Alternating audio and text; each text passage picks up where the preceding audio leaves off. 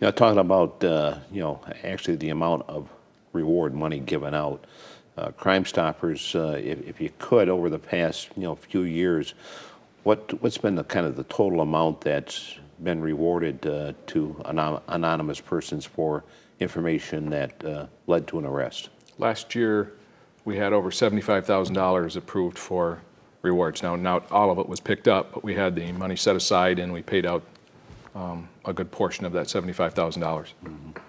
You have kind of like a board of directors that you're the president, John, and Greg is the co-chair.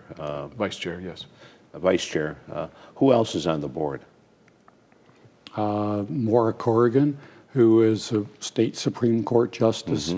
Eleanor Jositis, who is the president of Focus Hope. Mostly they are business people. We have someone from General Motors that's on our board. Our current chairman of the board is a gentleman by the name of Tom Hughes, who was the chief legal counsel for DTE Energy. So there are about 24 people on our board. Have somebody from the state police too? Anne Marie Gibson, Captain, who runs the Criminal Investigation Bureau for the Michigan State Police, is on our board.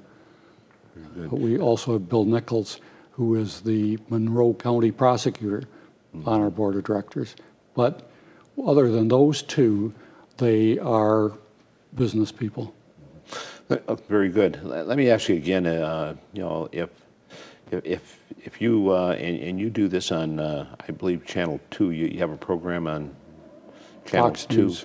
Fox News, right? And you kind of highlight different cases. Yes. Well, they're fugitives. So in the last, and we just celebrated a week or so ago our second anniversary with Fox News. And in those 2 years, we have captured, I believe it's now 90 people for murder. In addition to that, there's an assortment of 90 for murder? For murder. Just through the, wow.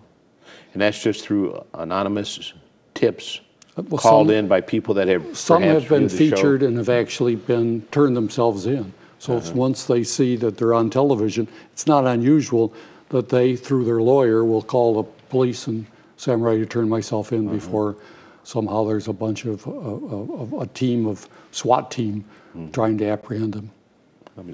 Then you have another new television show. It's called 100 or 1-800 Speak Up Unsolved. Yes.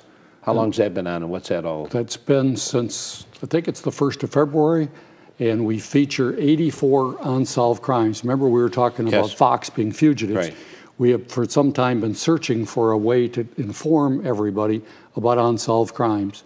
And so the first week it's 84 unsolved crimes, the second week it's a different 84, and then we update the other ones with new unsolved crimes. And it basically shows a picture of the victim and a picture of the crime scene, such as a gas station or something. And there's a voiceover that explains exactly what that crime was about, and most important, what the reward is. The exciting thing is that's shown on cable, but it's also being broadcast in the prisons. And we have an extensive program in the prisons. We're going to talk about that program in the prisons in just a minute, John, Greg, but we're going to take a short break and we'll be right back. Don't miss out on another great Parks and Recreation event. You will feel like a VIP when you sign up for the E-Club. It's free to join, and once you do, you'll be kept up to date on the latest special events, classes, and activities. You'll also receive great coupons and special offers. To join, visit www.warrenparks.vip-eclub.com.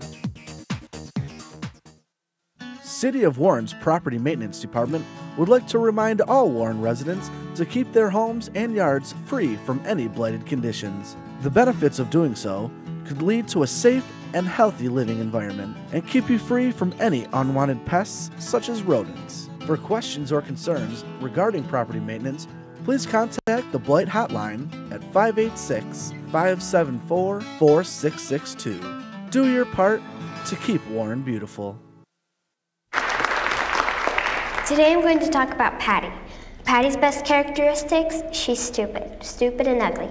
Everything she does is ugly. Watch her eat. Watch her stuff her face. Look at her. Greasy hair, dirty fingernails. It makes me want to vomit. Get a life, Patty. Thank you.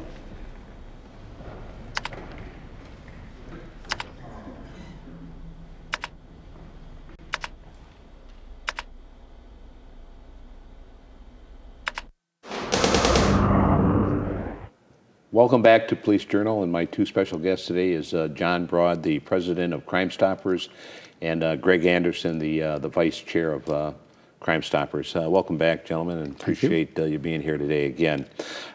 We kind of left off with looking at, I'm not sure if it's a new program or not, John, but in the prisons, apparently you have a program. I'm not really, quite frankly, familiar with it myself.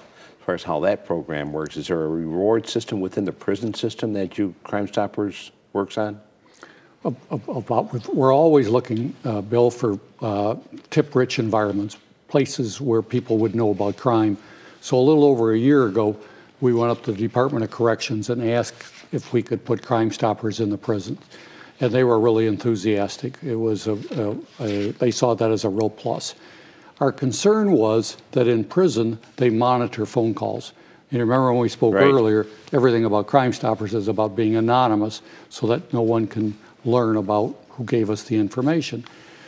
The Department of Corrections modified their phone system.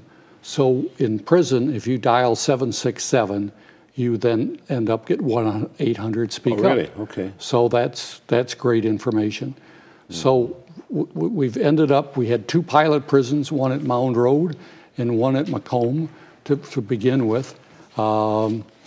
We ended up, when we first introduced Crime Stoppers in the prisons, we got a call from the warden after the first weekend, say you have to come up right away. They're tearing your signs down up next to the phones.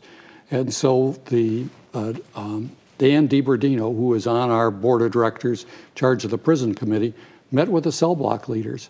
And the cell block leaders said, I think this is just an attempt by corrections and Crime Stoppers to get us to snitch on each other. And Dan said, no, it's not. What this is all about, that's your problem. That's between you and corrections in terms of what goes on in prison. Right. What this is really about is protecting your little sister and protecting your mother on the outside, and we need your help to be able to do that. So that seemed to take care of everything, and we are now in the process of installing this system at every prison in Michigan. So we just recently went to the Upper Peninsula prisons and introduced it. We will be going region by region. Now, does that go to the reward court as other tips would or information? Yes. Yes. Okay. Yes. And we also have a television program. Remember I mentioned the 84 unsolved crimes. That is being shown in the prisons. So at a time when the inmates are all in their cells, they end up showing this program, which the warden really, really likes this program, and he gets to pick what prisoners get to see. Then the question came up, well, how will we provide a reward in terms of to a prisoner, an inmate, in terms of if that results in an arrest? And the prisoner can either wait until he gets out of prison, or he can give the tip number, he or she can give the tip number to a relative, and the relative will go ahead and collect it. And again, that's totally anonymous in terms of picking up their reward.